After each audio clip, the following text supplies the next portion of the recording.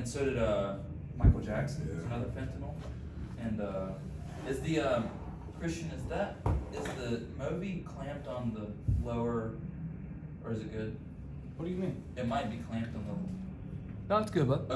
Okay. From here, it just looks like it's clamped on the lower body. Dude, thanks for coming today. Yeah, man, thanks for having me. Yeah, you know, all Appreciate that it. stuff. We gotta check our mics. Everybody talks a little different, so these are I don't have it on yet, but these are unidirectional. So if you talk like this, it's not gonna pick up as good as if you talk like this. See what I'm saying? Right. So you're better off talking You got like the broken this ass one too. than like that type of thing. Up in it, or to the side of it, or how does it work? File. Hang on a sec. That way you can be seen. You can This is supposed to come up. We need to actually request a better third mic. yeah, or have It's all it good. like pop up or something. Okay, file new. Dude, that's not really holding anymore. And Mic record. Mic drop. Mic drop. Legitimate mic drop. All right, so Mike, go ahead. So if you look over here, if you glance over, Yep. if you can see, you Test see how when I test talk, you see the 1, green? 2, 3, right? Coming Yep. in live and direct. You hear me? Yep. 1, 1, 1. So as long as you see the green Yep. Yep. when you're You talking, can hear me. yep, that means we can hear you. Christian, check. On mic. Yeah. Yeah. Mike would have like a perfect voice for like, The Joker. well, That Joker. you'd have the perfect voice for like, Bane. Bane. Yes, yes, you have the Bane Batman. voice. I was born in darkness. Yeah. August twilight. I was Right. born in it. Figure it out.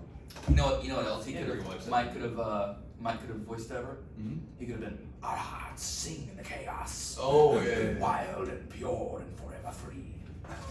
Right. We're not nerds, I promise. We're super nerds, bro. It's awful. Everybody ready? Have I even checked mine? Yeah, I checked yours. Hello. We're not recording yet. Everybody ready? I'm ready.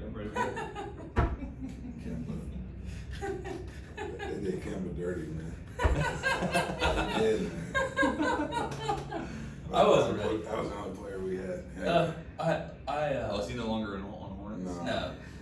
He I don't know anything about It was basketball. good. Of course you got rid of him. right. I mean, because the Hornets organization doesn't know what the hell they're doing. Is that Titus? That was the what? Right across the street at the stop? Titus. Damn, it looks like Titus. It does, doesn't Oh it? my god. Elephant That, Titus. there you go. Titus's brother. We have a, oh my Titus, god. you've spotted your Dude, brother. take a photo of that dude. Can you take a photo of that dude? Yeah. Oh my god. That's your brother? That's ridiculous. It's not my No, we know a dude named Titus. Yeah. And like that dude looks just like Titus. He looks like Farmer Titus. It's unbelievable. That looks like Titus in overalls and also minus like 80. Alright, let's begin this. Let's get Mike started off with a big bang. Big bang. Here we go. Mike, you'll know. I'll introduce you by the way. You'll know when to talk. Welcome to the Business Legends podcast, where we interview business leaders and entrepreneurs so that you can learn from their mistakes, pump up your own inspiration, and grow your bottom line. I'm the host of the show, Reese Arlen, with my co-host, Mr. Christian Webb, CEO of Business Marketing Solutions Group. Say what's up. Did you bring any CBD today? No CBD. No. We have a very special guest today, a great friend of ours.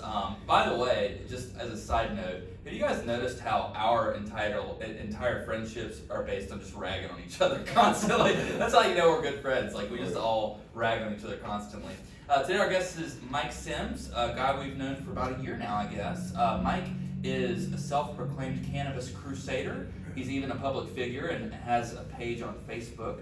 He owns 3 different CBD stores, Charlotte CBD Columbia, and now the brand new Charlotte CBD Mooresville. Mike, how are you doing this morning? Excellent, guys. Thanks for having me on. I appreciate it. Yeah, absolutely, man. We are so happy to have you. Man, you have one of the coolest stories as far as like everything. So let's just dig into it. I mean, you know, you've had all these different careers. It seems like every time I talk to you, you're like, oh yeah, you know, I used to be a bouncer. And you know, for those of you that can't see Mike right now, he's built Little pretty. guy. He's very tiny.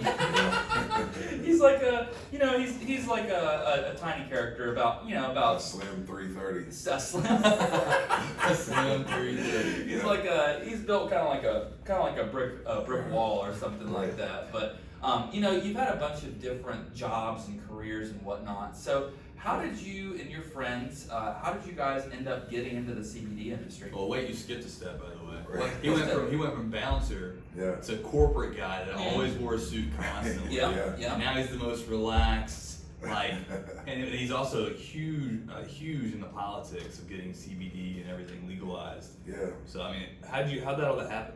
I just get lost a lot, man, and see where life takes me, I think. I don't know, but I was born right here in Charlotte, North Carolina. That's right. Right up the street from where we're looking at currently. But yeah, man, just, life's been interesting from day one. My mom, my father passed away at a young age. My mom was young and moved in my aunts and cousins and everyone. So it was wild from day one and chaos. So we just kind of rode with it. And, not really knowing what I wanted to do or whatever, weirdly, I just kind of ended up in the right places. I am truly the example of it's not what you know, it's who you know. But went through high school, it really wasn't my thing, average student, like most people, whatever, and went to school, graphic design and advertising, and while I was there, I did my internship at the Charlotte Observer right up the road. They laid off damn near half the company during my internship, and I quickly realized this was not the position I needed to be in. So from there, I worked at that time to get through school. I worked 4 jobs, and part-time and full-time to get through school, and one of them was as a bouncer, and one of the guys I was a manager of at night worked during the day at Wachovia at the time. Which became Wells Fargo. Anyway, I got in at an internship there, or a temp job there, and worked my way up to a permanent job. Got into licensing and registration and into compliance with stocks and trades. And ultimately, I did it because they said I was not corporate material when I went on a job interview at Allstate, and they were correct. I'm not corporate material. It took about 9 years to figure out that, but several layoffs and outsourcing in the business and banking industry. I took my last severance and decided to travel, and ended up in Key West, Florida, with some buddies drinking, and looked up on the TV and saw Dog the Bounty Hunter. And with the infinite wisdom that Rome gives you in Key West, we decided that was my career path. So I came back, and I'm bald. I couldn't grow the mullet, so I decided to give it a try anyway. I became a bail bondsman, quickly realized the money wasn't going to come as fast as I wanted, so I took the last little bit of money we had and invested in the towing business, tow truck business. And, ultimately we're doing towing and bail bonding simultaneously with buddies of mine. Ultimately, it was doing okay. It was paying the bills, but it was a lot of risk involved, and I was a single man at the time. And then I decided, I met someone and decided to settle down, wife and kids. Today's my 3-year wedding anniversary. Shout out to my baby. Hey, Wow. Yeah, right? Doghouse later. Right, yeah. Yep. This is a new record for me. Wife number 2. Wife number 1 lasted about a year. So I've met wife number 2. She's cool. yeah, she's cool. Wife number We'll 2 is keep this awesome. one. So, but yeah, man. So ultimately, cannabis has been a big part of my life. It's something I always believed in. I realized from the beginning that, ultimately, I think it was the answer for a lot of things, and when we were ultimately being lied to. Let's talk a little bit about that. Yeah. So you're one of the only people I know that go and open a business. Well, first you opened 4 or 5 businesses, Sure. and you made it to this one. You're happy here, and you love it. You have a passion for it. But you're one of the only people I know that wake up, have to run a full business, and then also have to fight the government every day. Right. So tell us a little bit about that process and what you. I mean, Sure. you're basically a politician in a bright suit. And Yeah, that's also what, that's what's happening. And the end of the story, and to parlay into this one, ultimately, we wanted to get in the cannabis business, but North Carolina was not going to allow it. We saw an opening with this hemp pilot program. My friend Lindsay and Dan and I saw an opening in that, and we said, hey, let's get in it. And we thought it would be easy peasy cruising. Hey, it's becoming legal. It's going federally legal. No problem. So we got into it. Small, money. We put a little money into it, and we figured we'd be quickly open, make a little money, break even. Hopefully things will come around, we can get to the cannabis industry. Well, we got into it, we realized almost immediately that it was going to be a fight. We couldn't get any banking, we couldn't find anywhere to rent to us, no landlords would rent to us. We couldn't find any credit card processors would work with us, at least directly. We were being open and honest. So from the very beginning, we started fighting for it. We're like, hold up, we don't get it. These laws are changing. It's now federally legal. It's legal in North Carolina. Why can't we do this? And still currently, we're still fighting a lot of this. So it's not something I chose. I like to tell people, this plant chose me. I didn't choose it. Every time I've tried to just kind of take the back seat and let things happen, I realize no one's driving the ship, so to speak. So I realized someone's got to do it. Might as well be us. And that's where it got me here. We got a lot of fighting left to do in the state and in this country for this plant, for hemp and for cannabis. And ultimately, there's a lot of things we need to figure out. We need to figure out regulation and rules and who's going to enforce it and everything else. So, as we look for more answers, we just got more questions and realizing that no one is really fighting for this. So it's the last thing I want to do or wanted to do, but I have to because no one is fighting for it in this state. There's a lot of decisions being made by people that know absolutely nothing about this industry or the plant, and that's scary. Imagine someone making decisions about something in your lives, with advertising or digital marketing or something, and they know nothing about computers, and that's how it feels in our industry, But ultimately, that's what's going on. You got people that have expertise in a lot of fields and know nothing about even farming, and they're making these huge decisions for these multi-million-dollar companies now. So, ultimately, I just kind of filled in the space that needed to be filled. Well, if we were in a different country, man, we would actually have that problem. Isn't it China that has controlled social media? Yeah. So China, as a matter of fact, they control all digital outlets, and so if you we would have the same problem as you. It's just, it's a kind of an interesting We're controlled paradigm. here too. We just like to pretend we're not. There's lots. Facebook has a lot of control. Facebook and Google, as you guys know. Oh, we do. They still do not let us, ultimately advertise with them. You gotta work around a lot of stuff. Sure, and it's frustrating. I get to see miracles happen every day, and what I hear from people from Google and from the powers to be is none of this has been proven. This hasn't been FDA proven, or this hasn't been scientifically proven or medically proven, and really that is correct. But the reason is it hasn't been allowed to be proven. But ultimately, it's been proven in front of my eyes every day. I watch this plant, CBD and cannabis alike, work in legalized states and in this state. I watched it work miracles. I watched people walk away from dependencies on hardcore prescription drugs that ultimately ruled their lives and kept them poor and sick. And they were able to walk away from it. And obviously, there's repercussions that come with that. But I don't need any scientific proof. I see it every day. Yeah, the one that gets me every time is when I see that kid's testimonial about the seizures. Oh, it happens every day. What was it? Was it 30 or 300 seizures a day that he used to have? Probably 300, man. A lot of those. I think it was 30 with that one. But some of them are, there's a lady here locally, and she doesn't mind if I speak about her. Her name's Kendra Jeffries.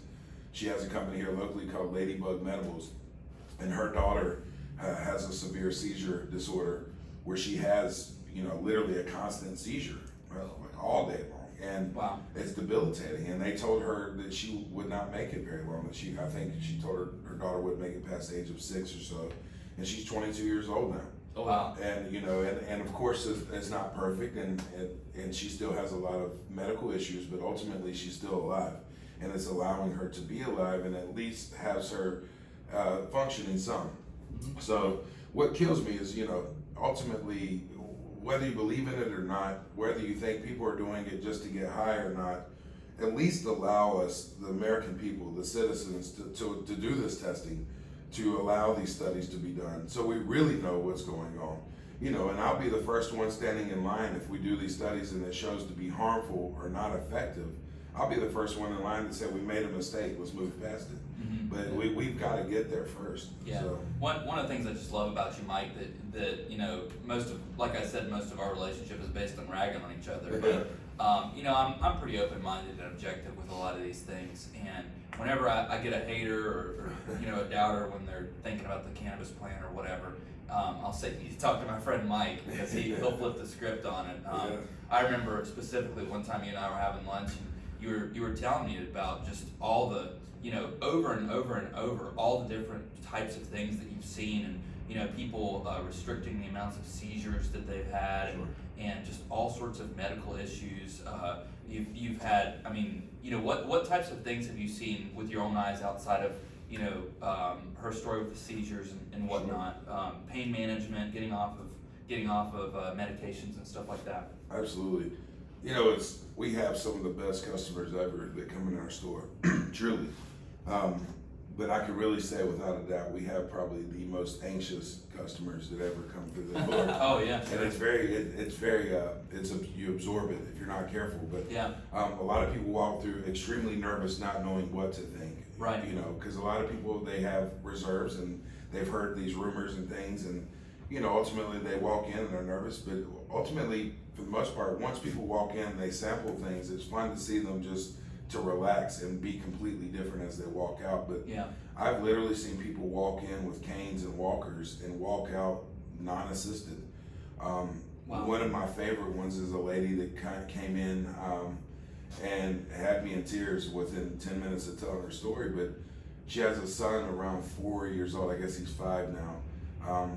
Autistic, nonverbal autistic, and would have meltdowns and episodes of really lashing out and frustration with her and teachers at school, and again, nonverbal, and being kind of at the end of her wit's end and desperate. She's like, all right, I'm gonna give this CBD thing a try. And she came and bought some, didn't really think much of it, woke up the next morning, gave him CBD and sent him on his way to school, and she went on to work. And she got a call at work, and it was the typical, oh great, here we go again. And it wasn't that. It was a teacher calling already in tears saying, you're not gonna believe this, he's talking. Wow. And he not only was calm, cool, and collected most of the morning, but he was communicating with the teacher. Wow. And now communicating with the mom. And that happened within hours of her giving him CBD oil. And you're talking about something that costs $30 or $40. Mm-hmm. And she went 4 years of his life not having this, and that's so frustrating. It's a miracle, and thank goodness it can happen like that. But what if that's your child? And think, man, I went this long without it, and what are the possibilities beyond that? Yeah. And I'm fortunate enough, this plant has allowed me to have the income and to have the ability now with almost 45 employees to be gone when I want to be gone. So I've traveled this whole country this year to states of legalization to really do my research. Yeah. And what I found, I expected to see like this massive groups of clouds of people just getting high and enjoying life. Yeah. But ultimately, nice. ultimately what I've noticed is people don't really, when they have that ability to get high, they're not doing it. Yeah. What they are going for are these things that they call one-to-ones or full spectrum or whatever, where the higher THC levels are there, which for those listening, THC is the part that gets you high, but there are other cannabinoids present too that take away from that high, so it ultimately helps more of your health and your other systems in your body. And people are really getting away from getting high in the States, even where legalizations happen, because they're realizing if you take these other cannabinoids, it's doing even better things than getting high. It's helping with pain relief, anxiety relief. It's helping with appetite suppression or helping you with appetite, getting an appetite for those suffering from things like Crohn's disease or cancers or whatever. So really, it's just amazing to see what people are doing with little to no help from the government, little to no funding, and really just kind of trial and error with these cannabinoids and growing these different strains of plants. And they're doing some really incredible things across this country. And what I'm finding is these farmers and things that can get high all day long aren't. They're not getting high at all. I keep thinking about this one farmer. He says, the only thing I achieve when I get high is cartoons and cereal. Right. And I respect that. Getting high is not for everyone, and that's really not what it's all about. But it's a truly magical plant. And we have a system that accepts these cannabinoids called the endocannabinoid system. And for myself and I've seen it for others, when you feed this system, your body ultimately starts healing itself. Yeah. And it doesn't harm it and no one dies from it. So why are we keeping this from people? And I'm watching people get relief from pain.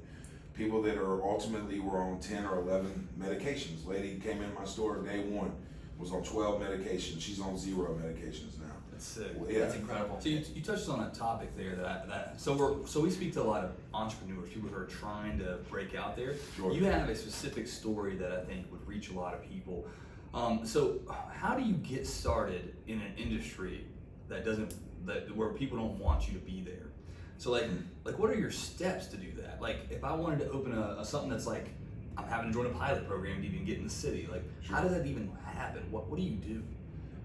Ultimately, like everything else in my life, I seem to go towards things people tell me I can't do or I'm not. So it really becomes an obsession. But you know, You can't buy me a boat. right? And I think right, yeah, exactly. And I think it comes from that whole thing in life. You know, it's the greatness comes from people that do things that you're told you can't do or won't do, and you know, it's fighting the whole status quo. There's a lot of things we do in life because they say so, quote unquote. And it's really just questioning who are they and why are they saying this? And ultimately, never give up. If it's your dreams and your hopes and you think that something needs to exist that doesn't, never give up. Never stay true to who you are and keep pushing forward.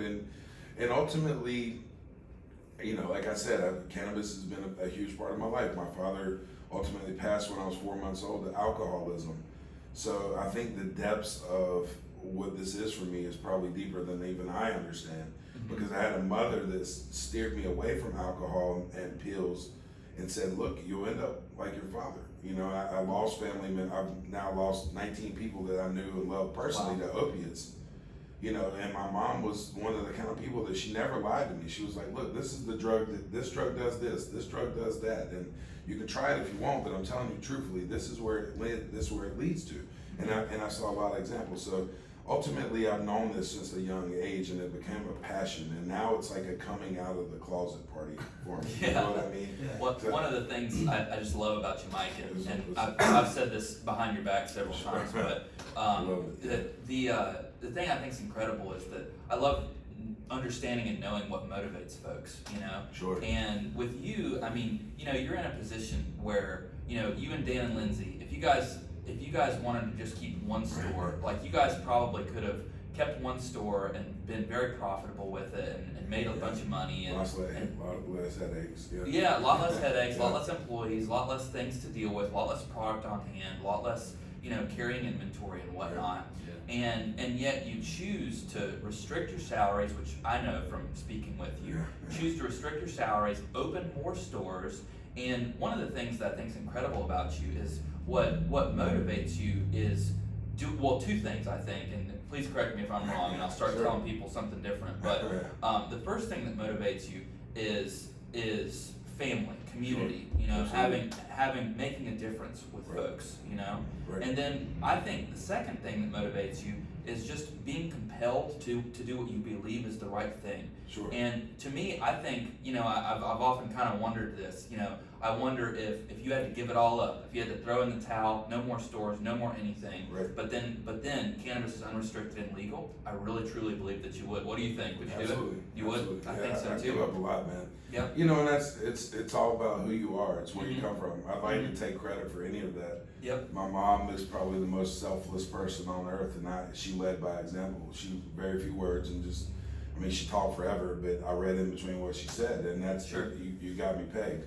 Family is everything. Family is what we're missing in this country. I agree. It's a support system that we all need, that I think is ultimately what's missing. And, you know, I think a lot of us would have a much more intact family with a present, happy father if cannabis were more prevalent and alcohol wasn't. Yeah. You know, It's crazy that one of the worst things for you is the most legal. Most legal. Most It's actually the legal social substance of choice. Sure, Yeah. and you talk about corporate America coming from, I mean, I'm looking at some of the buildings I worked in, literally, as I'm speaking to you guys, and it's such a part of that fabric too. Business meetings during the day, after, whatever, drinks were always involved. Yep. And it wasn't really an issue for me, but I know a lot of people I work with are recovering addicts and alcoholics. Yeah. You know, they felt so out of place at a work function, just trying to avoid that exposure. You know, Well, made them very uncomfortable. right, and it's such a part of American fabric too. But let me or anyone else fire up a joint in that setting, and I'm gone. You know, and it's incredible because I mean, I promise we've all been around people on both ways, whether you want to admit it or not. And you ask police officers or anybody else, you'd much rather want to deal with someone high than drunk. Right. You know, it's incredible, but there's plenty of people. Woody Harrelson's one of the biggest proponents, and he says it all the time. He's like, it'd be a lot more non-broken American families where the father was just happy and hungry and not angry and abusive. Yeah. And that's ultimately what a lot of people grew up in because of alcohol, I think, and prescription drugs. We can't forget that too. Yeah, absolutely. I just remember speaking with you last week, and you were talking about we were having one of our usual conversations. You were like, man, I'm just good at putting people together. That's it. You're like I don't need a few things other than that I said. But yeah. Oh right. He said, man, I'm just good at putting people together. I don't need to be organized. I just put the people into place. That's it. So I want to talk a little bit about business, Mike. Sure. Dan and Lindsay, obviously, just wonderful people. Sure. Huge parts of your lives. What's it like working with them? I mean, how do you guys split up your tasks and your workload? I have one business partner. I couldn't imagine a third in the mixture. But what's that like on a day-to-day basis? You know what, man?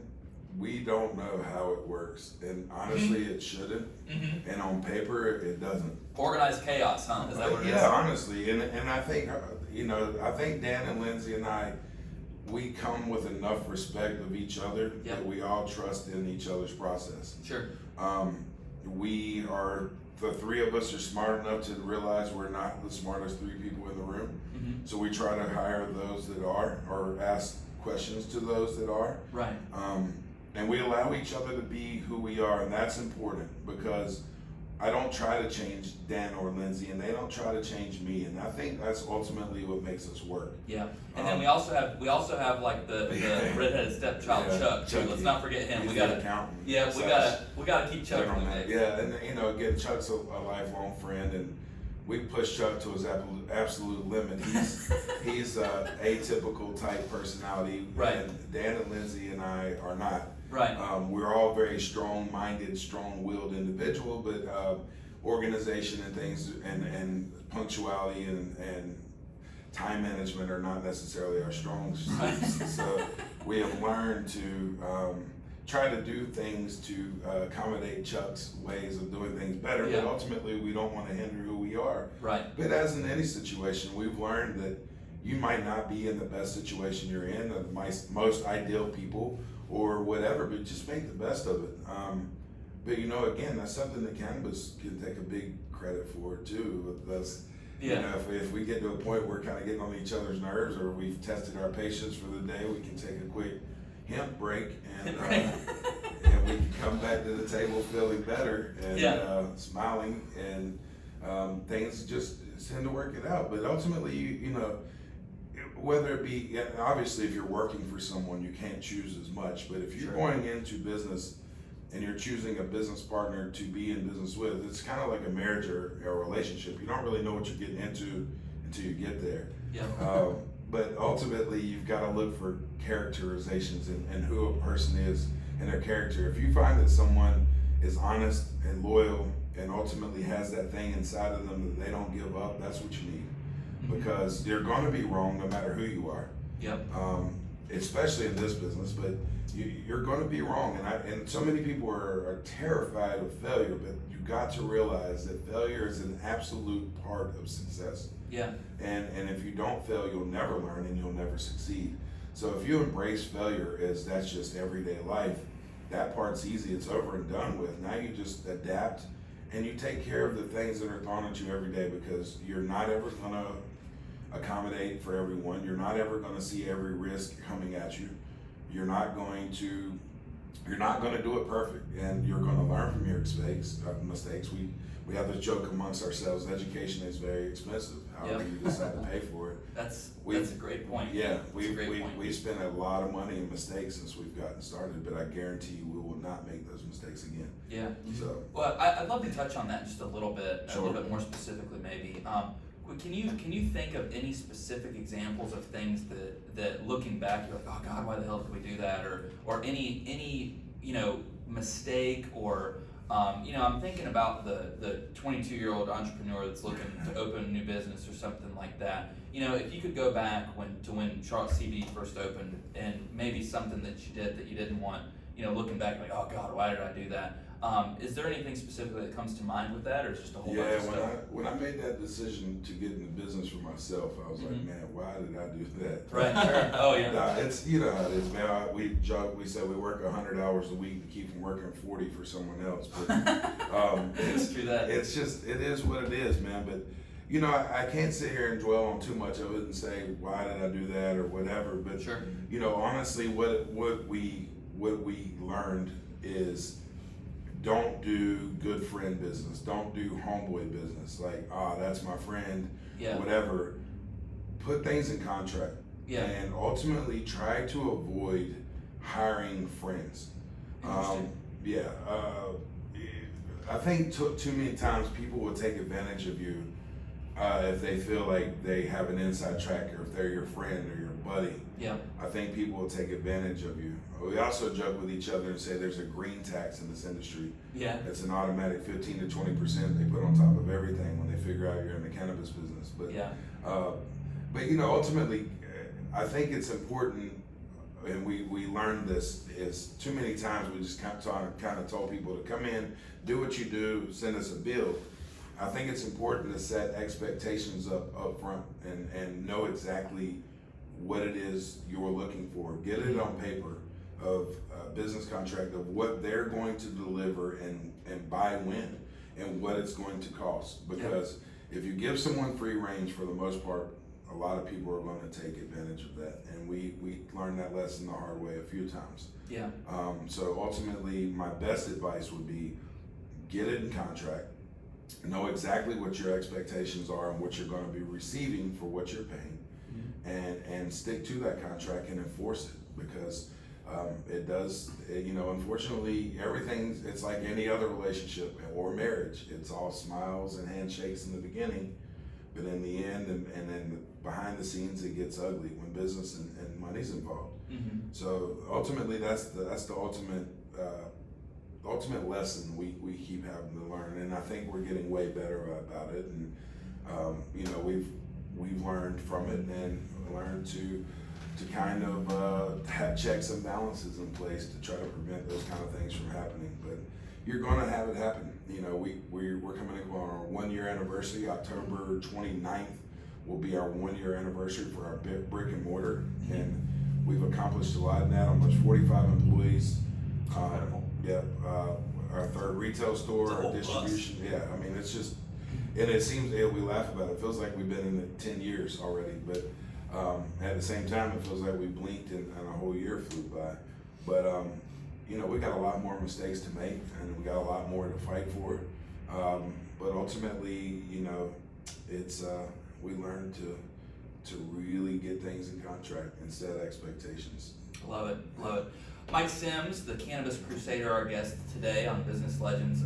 Mike, at the end of the show, I like to ask everybody a silly question or something that we can kind of go home smiling about. Right. You and I, being the biggest Panther fans on the face of the earth, Right. How do the Panthers end up this season? Give me the record. Man, the record, I'm not sure. It depends on if old Riverboat or not decides to put Cam back in. Yeah. And Cam we trust, and I love Cam, but right now I say we ride this Kyle Allen train. Yeah. I see us losing probably 2 more regular season. Okay. We're probably going to go in on a wild card, hopefully on the top of the division. Depends on what Breeze, if he's healthy or not. Right, yeah. He's coming back in a couple He's coming weeks. back, but I see us going in wild card. I think we really got something special, man. I've been a Panther fan a long time, like I'm sure you have. That buzz is back in the stadium. Yeah. You can feel it. You can. You can feel it. It's electric. The players are there. McCaffrey is an absolute beast. Yep. He plays with the same kind of veracity, I guess is the word I'm looking for, maybe as a Luke Kuechly, but on offense. Yeah. And it's just it's fun to watch, and it reminds me of Jordan in the '90s. When he gets the ball, you don't know what's going to happen. You don't. Yeah. And it's incredible to watch that and feel that, and even the defensive players, man, he broke 3 or 4 pairs of ankles out there. Oh yeah, you know, yeah. He just I got to watch it it live, but yeah, man, I think at least we're in it. We're division champs, and I don't know. I think we might be down in where we Miami this year. Yeah. I think we might be there. Yo, we're gonna listen. If we go to Miami, we're taking a trip, baby. Hey, I'm going. yeah. I went to London. It's nothing Business to go trip to Miami. Hey, I'm down. Dude, Hey, what's absolutely. expensive? We'll take a couple extra days On too. the, You know what on I'm the saying? Business Miami. Legends show, will all expenses paid. That's it. Mike Sims, our guest today. Yeah. Mike, I want to do something just a little bit different Yeah. today. You know, you're a very special friend to me. Thanks, bro. Okay, so if we want to buy the best, most highest quality premium hemp products on the web, Right. we go to www.cltcbd.com. That's it. www.cltcbd.com. Right. But I want to close out and talk a little bit about the Hemp Retailers Association and what you have going on with that as well. Yes, sir. So, Mike, in your own words, can you tell us just a little bit about what you have going on with particularly the political advocacy for cannabis? Yeah, man. Again, I kind of threw myself in the political ring on accident, but I'm in Raleigh pretty much every week right now, fighting not only for the hemp we have, and specifically the smokable hemp is up for ban at the beginning of next year, come the 1st of May. So I'm fighting against that right now. But ultimately, we're just fighting for the rights and the regulation of the cannabis plant. It's important not only to fight for the legalization and the rights of it for everyone, but it's something that's ultimately going unregulated in the United States and in North Carolina right now. Mm-hmm. And that leaves the consumer really vulnerable for things that could go really wrong. So and bad products. And bad quality products and all kind of tainted chemicals and all kind of things. So we think it's really important not only to legalize but to regulate. So ultimately that's what we're fighting for, and that's where we see the void missing. But we do have the hempretellersassociation.com. If you'd like to go out there and check, we are doing a fundraiser for that as well. We take any sort of donation, and ultimately that helps pay for the lobbyist group that we've hired, McGuire Woods, that runs us about $7,500 a month or so. Wow. Also legal representation that runs about $420 an hour, which you can imagine a funny number, but that's what it actually runs. But yeah.